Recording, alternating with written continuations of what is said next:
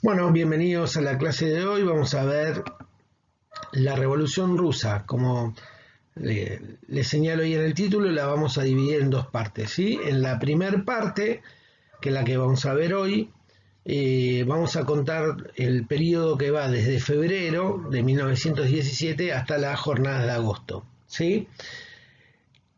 En general, desde febrero hasta octubre, que vamos a empezar a verlo en la segunda etapa, él va a predominar un gobierno, ¿sí?, de características capitalistas que intenta establecer una república burguesa al mejor estilo occidental, como podría ser la francesa, ¿sí? Hasta octubre, que se va a producir la revolución bolchevique, ¿sí?, en octubre, y que va a establecer por primera vez en la historia un sistema socialista. Si bien hubo intentos anteriores, como en la Comuna de París en 1871, eh, esta es la primera vez que una revolución socialista va a durar varios años, ¿sí? En realidad, bueno, la Unión Soviética va a durar hasta 1989, pero además es la impulsora para que surjan otras revoluciones socialistas, ¿sí?, en distintas partes del mundo a lo largo del siglo XX. Eh, entonces, en la clase de hoy vamos a ver toda esa primera etapa, ¿sí? Y en un video posterior vamos a ver propiamente dicho cómo se establece la revolución socialista, ¿sí? Y cuáles son las medidas que van a tomar los bolcheviques. Eh, el que comienza la revolución rusa es el día que nosotros lo consideramos hoy el Día de la Mujer, ¿sí?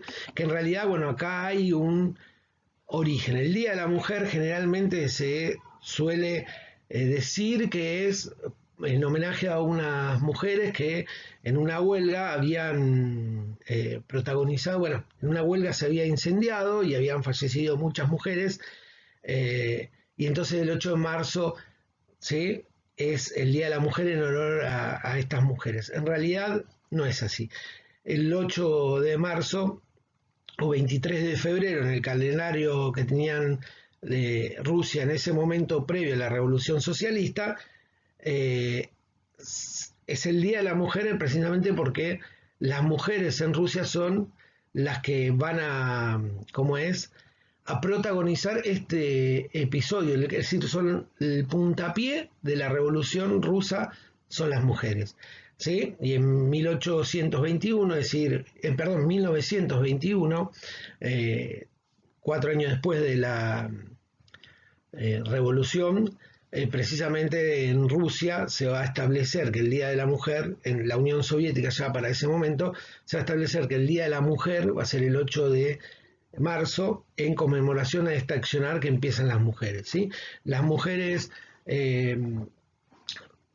digamos, se encontraba, para que nos demos una idea, el 47% de las mujeres de una ciudad como San Petersburgo eran obreras, ¿sí? Y la mayoría de los obreros, de sus esposos, se encontraban en el frente.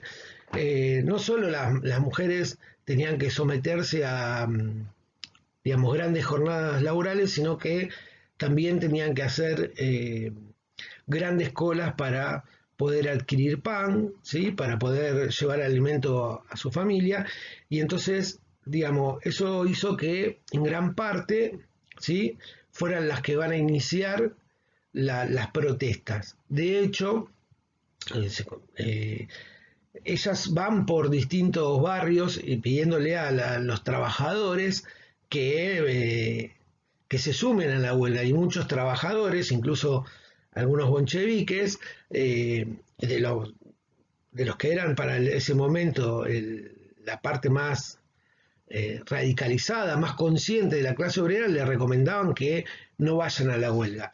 Sí, ellas van a la huelga, sí, y como se ve en algunas de las fotos, van a ser rodeadas por policías, ¿sí? Y también en otras van a estar rodeadas por soldados. Y entonces empieza todo un debate donde las mujeres le plantean esto, dicen, ustedes también tienen familia, nuestras familias, nuestros obreros están en el frente y ustedes nos vienen a atacar a nosotros. Entonces, en ese punto se produce, digamos, una ruptura y las mujeres terminan concientizando a los soldados, ¿sí? Y aparte de la clase trabajadora, de que era el momento de impulsar este proceso revolucionario. En los días sucesivos se van a sumar todas las barriadas obreras más importantes de San Petersburgo, ¿sí? Como la fábrica una de las más importantes era la de Putilov, que tenía, en ese momento contaba con 30.000 obreros, y van a empezar, ¿sí?, el proceso que va a llevar a la abdicación del zar, ¿sí? A las mujeres, ¿sí?, que fueron las protagonistas centrales en este puntapié inicial de la Revolución Rusa, se van a sumar luego los soldados, los campesinos y los obreros, ¿sí? El zar, como solía hacer, ante las respuestas, empieza una represión hacia los sectores que se van movilizando. Y esto, por el contrario, llevó a lo que dijimos, a una mayor concientización, ¿sí?, de la clase obrera y de los soldados que empiezan a poner en cuestión el poder del zar, ¿sí? Algo muy importante que me olvidé decir en el anterior Filmina es que si bien al principio las mujeres protagonizaban esta huelga pidiendo y reclamando pan, ¿sí?, en esas mismas primeras manifestaciones realizadas por las mujeres empieza a cambiarse la consigna y pasar de pedir pan por la caída del zar, abajo el zar, ¿no? Empieza a haber toda una movilización que ya no pide o reclama pan y trabajo y pants, sino que también pide que el zar caiga. En este punto resurge una institución que nosotros habíamos visto, la asamblea de los soviets, ¿sí?, de campesinos, obreros y soldados, ¿sí? Estos soviets que, como vimos ya en otras clases, agrupaban a estos sectores y que no solo tenían como fundamento poner en debate y discutir, sino tomar medidas, ¿sí?, y accionar. Por ejemplo, los soviets de soldados empiezan primero a rebelarse contra sus autoridades y segundo incluso a negarse hasta ir al frente. Por lo tanto, la autoridad del zar se ve dañada, ¿sí? Empieza a dañarse porque estas instituciones que le llamamos los soviets, esas organizaciones que son una organización que tienen su poder en la base, ¿no? Porque no es que hay alguien o un líder que baja cuál es el contenido, sino que se discuten, ¿sí? Los soviets participan los distintos partidos que también vimos en otra clase, ¿sí? Participan los mencheviques, los bolcheviques, participan cadetes, social revolucionarios. En este punto, el soviet empieza a tomar medidas y accionarios que van en contradicción con lo que plantea el zar. Entonces acá hay algo a lo que Trotsky le llamaba un doble poder. ¿Qué significa doble poder? En toda revolución, ¿sí?, empieza a haber dos poderes y como sabemos no puede haber dos poderes por mucho tiempo en la organización de un Estado o la institución que ustedes deseen. En algún punto uno de esos dos poderes va a menguar, o va a ser el poder de los soviets o va a ser el poder, en este caso, del zar, ¿sí? Entonces, esta, como es, dinámica que va tomando el accionar de los soviets hace que todavía se vea más, más dañada la imagen del zar, porque hasta, dijimos, de los obreros y los campesinos que se alzan en huelgas contra el poder del zar, se suman los soldados que se niegan a luchar y no reconocen a los superiores en la jerarquía, ¿no?, de ese ejército. Finalmente, se va a producir la caída del zar, ¿sí? Esta es una etapa del New York Times del momento donde explica que abdicaron el rey, bueno, su hijo, ¿sí?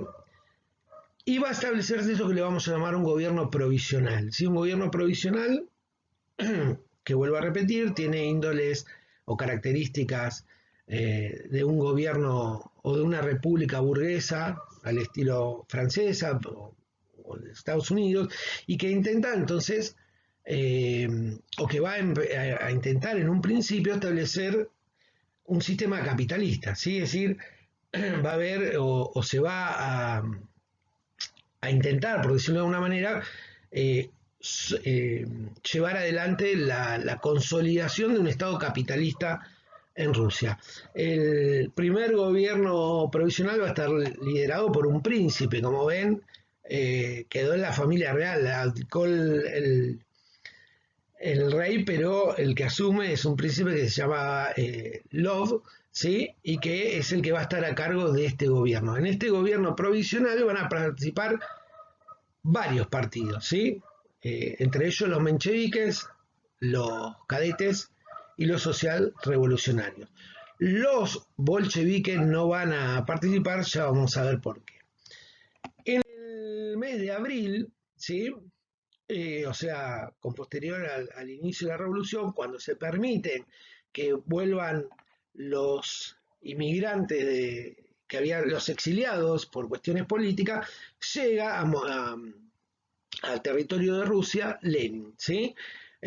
Ahí están las fotos de la estación de tren donde llega Lenin, que hay un monumento en el día de hoy, y Lenin empieza en ese mismo discurso que da ante los bolcheviques que lo van a recibir,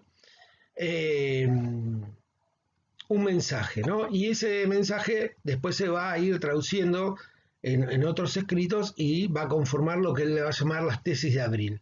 Lo primero que dice Lenin en las tesis de abril es que la revolución no concluyó y que va a haber, por decirlo de alguna manera, una segunda oleada revolucionaria, ¿sí?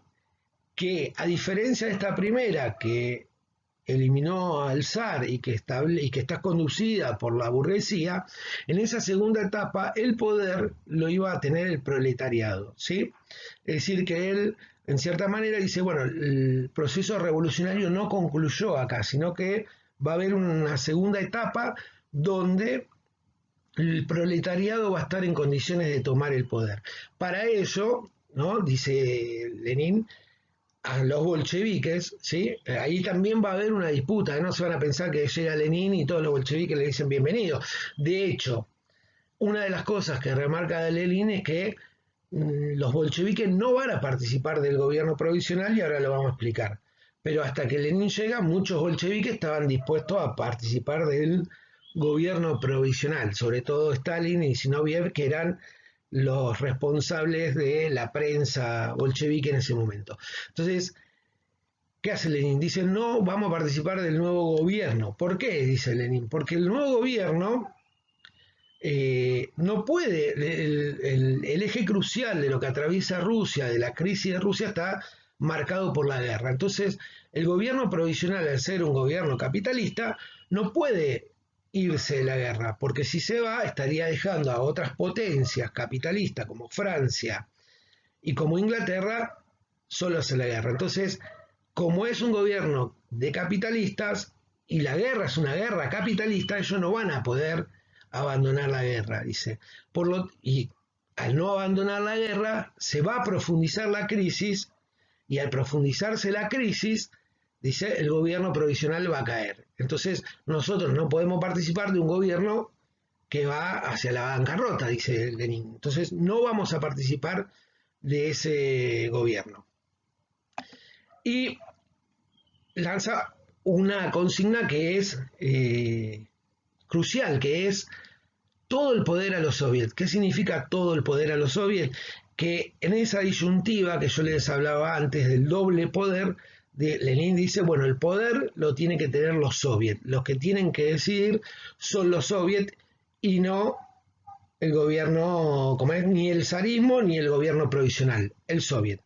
¿Por qué? Porque a pesar de que el zar había caído y el gobierno provisional seguía, los soviets no se desarticularon o no se desarmaron con la llegada de un nuevo gobierno, sino que seguían en desarrollo y seguían, como es, tomando medidas. Por lo tanto, ese doble poder que teníamos antes entre el soviet y el zar y los soviets, ahora se encuentra entre el gobierno provisional y el soviet. Es decir, que ese doble poder continúa. Entonces, Lenin dice, todo el poder, la consigna de los bolcheviques a los soviets, ¿sí? No al gobierno provisional.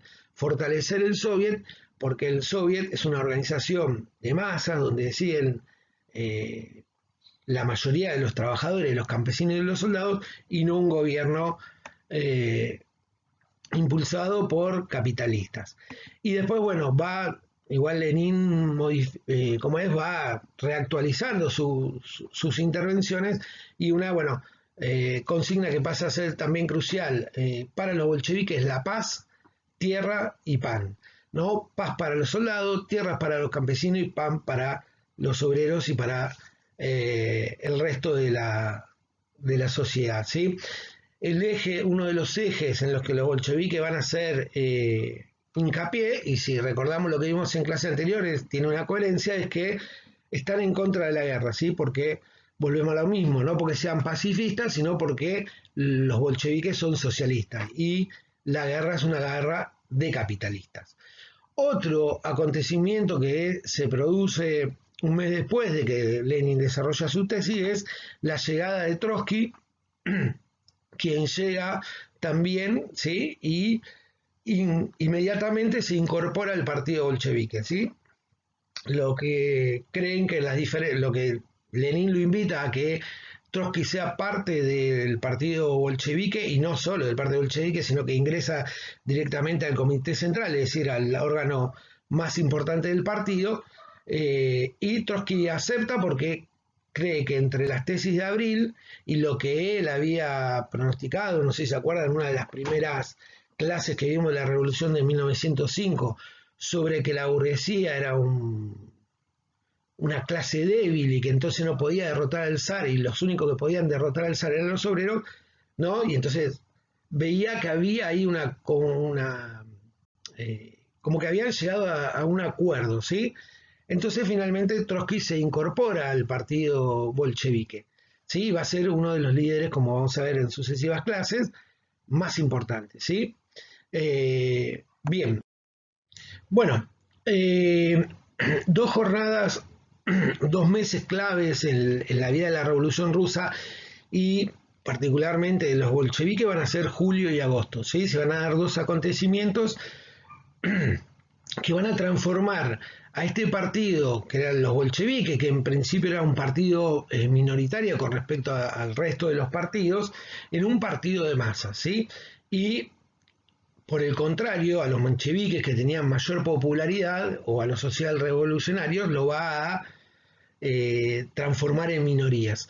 En julio, como ya habíamos dicho que había anticipado Lenin, la crisis del gobierno provisional se profundiza, porque el gobierno provisional decide continuar con la guerra y entonces todos los aspectos de la situación económica que había en Rusia entran en mayor contradicción y se ven obligados a hacer una modificación. Lyov es reemplazado por un social revolucionario que es Kerensky.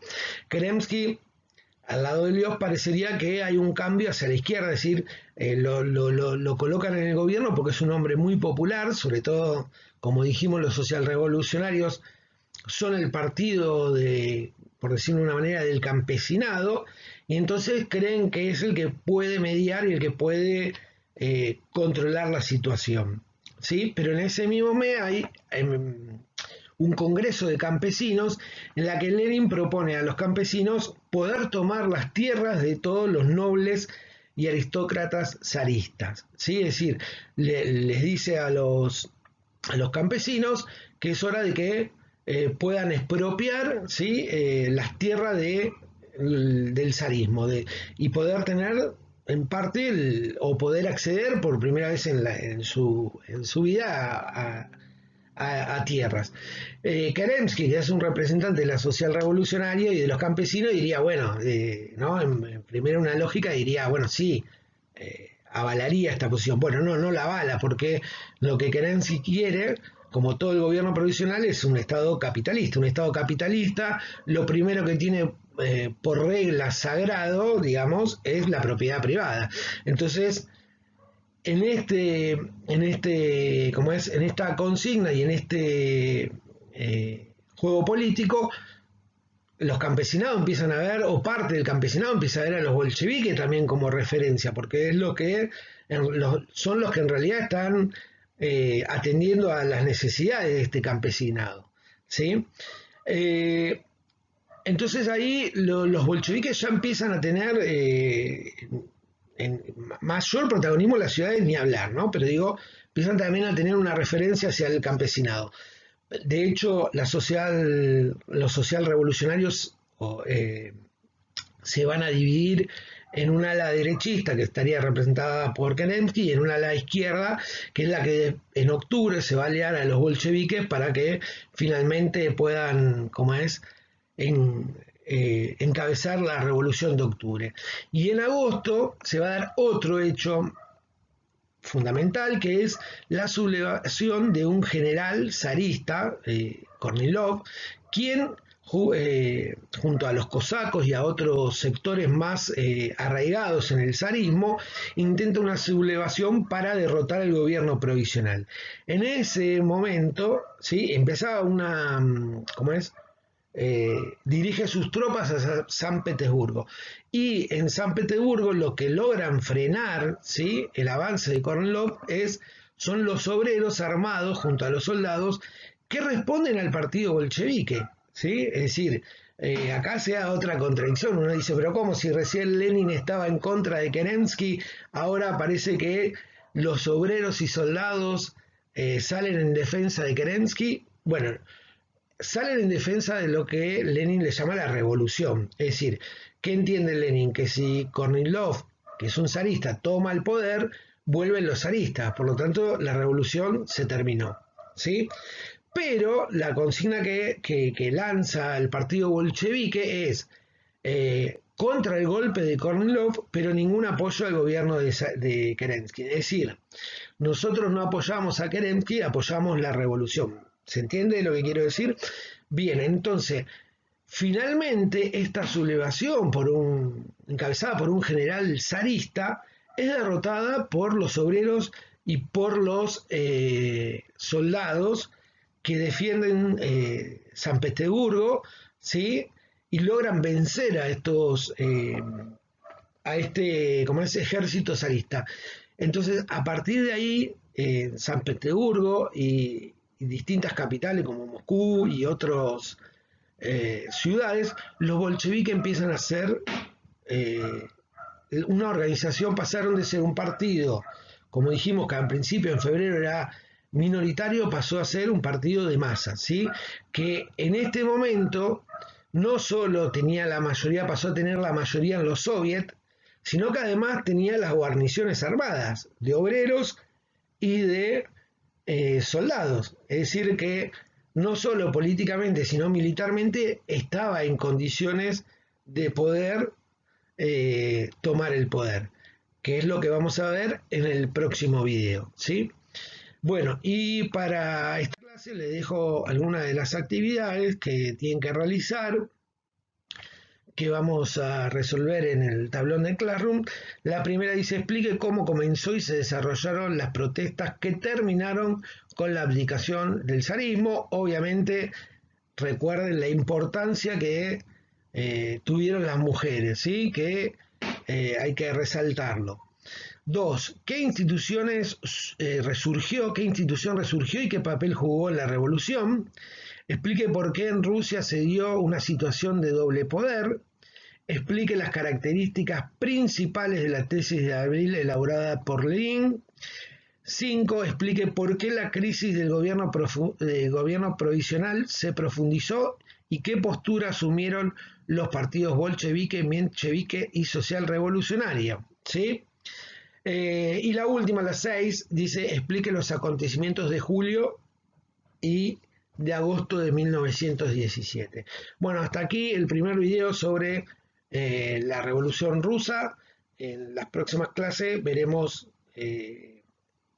cómo continúa, obviamente, ya podemos adelantar un poco, los bolcheviques van a tomar el poder en octubre. Bueno, espero les haya gustado el video y sobre todo que me haya explicado bien y que pueda ser productivo.